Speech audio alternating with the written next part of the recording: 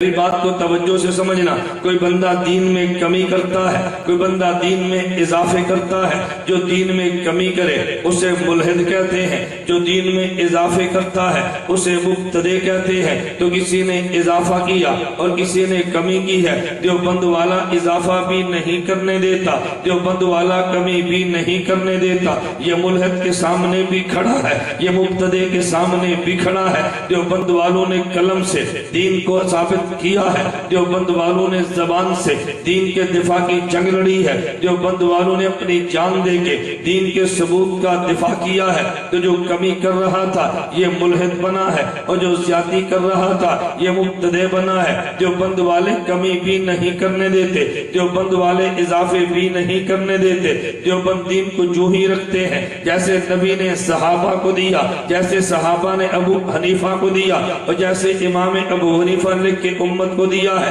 اگر کمی کرے تو ملحد بنتا ہے، اگر زیادتی کرے تو مبتدع بنتا ہے، اور اپنی جگہ پر رہے اہل سنت والجماعت والا صراط مستقیم والا بنتا ہے۔ تو دیوبند نے کمی بھی نہیں ہونے دی، اضافہ بھی نہیں ہونے دیا۔ میں اس کو دو لفظوں میں یوں کہتا ہوں، جب ہم دیوبند والے میدان میں نکلتے ہیں تو لوگ ہمیں کہتے ہیں پورے دین کے تم ٹھیکیدار بنے ہو۔ میں نے کہا تو سمجھا نہیں، ہم دین کے ٹھیکیدار نہیں بنے، ہم دین کے پہرے دار بنے، ہم دین کے ٹھیکے دار نہیں بنے، دین کے پہرے دار بنے ہیں۔ تو دیوبند والے دین کے پہرے دار بنے ہیں، اور دین پہ حملہ کرنے والا اگر پگڑی باندھ کے داڑھی رکھ کے غلام احمد قادیانی آیا تب بھی حملہ دیوبند والوں نے کیا ہے، اگر دیوبند پہ حملہ داڑھی کٹا کے جاوید قامدی نے کیا ہے تب بھی دفاع دیوبند والوں نے کیا ہے، اگر دین پہ حملہ 3 پیس پہن کے ذاکر نائک نے کیا ہے تب بھی جواب دیوبند والوں نے دیا ہے۔ میں آگے چل کے اس پہ گفتگو کروں گا کہ دیوبند والوں نے دفاع کیسے کیا۔ کوئی دین میں کمی کر رہا تھا، کوئی دین میں اضافے کر رہا تھا، دیوبند والے کمی بھی نہیں ہونے دیتے، دیوبند والے اضافہ بھی نہیں ہونے دیتے۔ جس طرح آپ نے دیکھا، آپ نے فصل لگا دی ہے، باغات آپ نے بیچ دیا ہے، لیکن کبھی کیڑا آ جاتا ہے جو باقی جڑ میں لگتا ہے اور جڑوں کو کاٹ دیتا ہے، اور جب پھل آ جاتا ہے تو کوئی کیڑا پھل کو لگتا ہے اور پھل کو کاٹنے لگتا ہے۔ تو دیوبند والے وہ سپرے بھی کرتے ہیں کہ جس سے جڑ والا کیڑا اپنی موت مر جاتا ہے، دیوبند والے وہ سپرے بھی کرتے ہیں کہ جو اس پتے کے اوپر آنے والے کیڑے کو مار دیتا ہے۔ جو کیڑا جڑ کو لگا ہے اسے کیڑا الہاد کا کہتے ہیں، اور جو جڑ کو نہیں شاخوں کو لگا ہے اسے کیڑا بدعت کا کہتا ہے۔ تو دیوبند والا دنیا میں ایسا سپرے کرتا ہے جس سے الہاد کا کیڑا بھی مر جاتا ہے اور بدعت کا کیڑا بھی مر جاتا ہے۔ دیوبند والوں نے دفاع کیا ہے اور الہاد سے بھی دین کو بچا لیا ہے اور بدعات سے بھی دین کو بچا لیا ہے، نہ کمی کرنے دیتے ہیں نہ اضافے کرنے دیتے ہیں۔ میں 2-3 نظریات بیان کر مزید آگے چلوں گا۔ آپ نے دیکھا ایک بندے نے دعویٰ کیا اللہ کی ذات ہر جگہ پہ موجود نہیں، دیوبند والوں نے دلائل سے ثابت کیا خدا ہر جگہ پہ موجود ہے۔ ایک بندے نے دعویٰ کیا ہر جگہ پہ نبی موجود ہے، دیوبند والوں نے دفاع کیا پیغمبر ہر جگہ پہ موجود نہیں ہے۔ جو خدا کو ہر جگہ پہ نہیں مانتا یہ الہاد والا ہے، جو نبی کو ہر جگہ پہ مانتا ہے یہ بدعات والا ہے، اور جو خدا کو ہر جگہ پہ مان کے نبی کو مدینے میں مانتا ہے یہ صراط مستقیم اہل سنت والجماعت والا ہے۔ جس نے کہا خدا ہر جگہ پہ نہیں عرش پہ رہتا ہے اس نے بھی جرم کیا ہے، اور جو کہتے ہیں نبی ہر جگہ پہ رہتا ہے اس نے بھی جرم کیا ہے۔ دیوبند الہاد والے بھی نہیں، دیوبند بدعات والے بھی نہیں، دیوبند الہاد والے بھی نہیں، دیوبند بدعت والے بھی نہیں،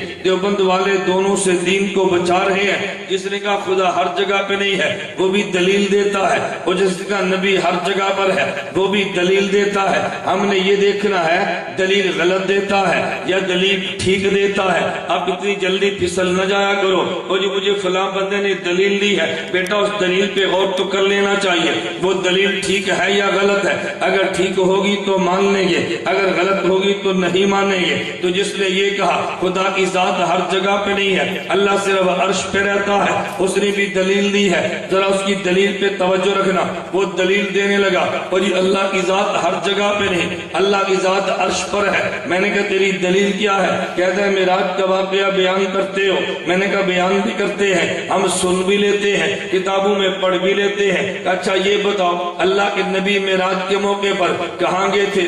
میں نے کہا عرش پہ گئے تھے؟ کہتے کیوں گئے تھے؟ میں نے کہا اللہ سے بات کرنے کے لیے گئے تھے۔ کہتے جب اللہ عرش پہ نہیں ہے تو نبی عرش پہ کیوں گئے تھے؟ نبی کا عرش پہ جا کے اللہ سے بات کرنا اس بات کی دلیل ہے اللہ عرش پہ رہتے ہیں۔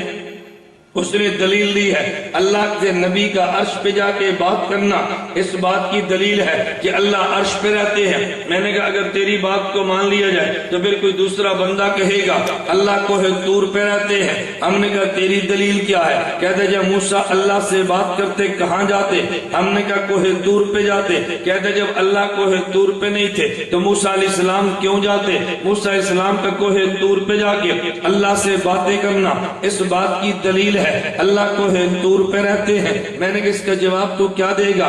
تیسرا بندہ کہے گا اللہ ڈسکے کی مسجد میں رہتے ہیں۔ ہم پوچھے تیری دلیل کیا ہے؟ وہ کہتا ہے میری دلیل یہ ہے کہ جب بندے نے بات کرنی ہو تو پھر نماز پڑھتا ہے اور جب نماز پڑھنی ہو تو مسجد میں چلا جاتا ہے۔ اگر اللہ مسجد میں نہیں تھے تو بندہ بات کس سے کرتا ہے؟ میں نے کہا تو کیا جواب دے گا؟ کہتا جی بات تو بڑی وزنی ہے۔ میں نے کہا وزنی تیرے نزدیک ہے، دیوبند والوں کیا کوئی وزنی بات نہیں ہے؟ مجھے کہتے کیوں نہیں؟ میں نے کہا دیوبند کا نظریہ ہے خدا کی ذات ہر جگہ پر ہے۔ تیری دلیل یہ تھی اگر اللہ کی ذات ہر جگہ پر ہے تو نبی معراج پہ رہے عرش پہ کیوں گئے ہیں؟ خدا سے بات کرنے کے لیے۔ توجہ رکھنا، میں نے کہا دیوبند کے نظریے کو سمجھنا۔ ہم نے کہا خدا کی ذات تو ہر جگہ پر ہے لیکن اللہ نے کس بندے سے کہاں گفتگو کرنی ہے؟ اللہ بندے کی حیثیت کو دیکھ کے جگہ کا انتخاب کرتے ہیں۔ اگر بندہ مجھ اور آپ جیسا ہو انتخاب عام مسجد کا ہو جاتا ہے۔ اگر بندہ موسیٰ کلیم جیسا ہو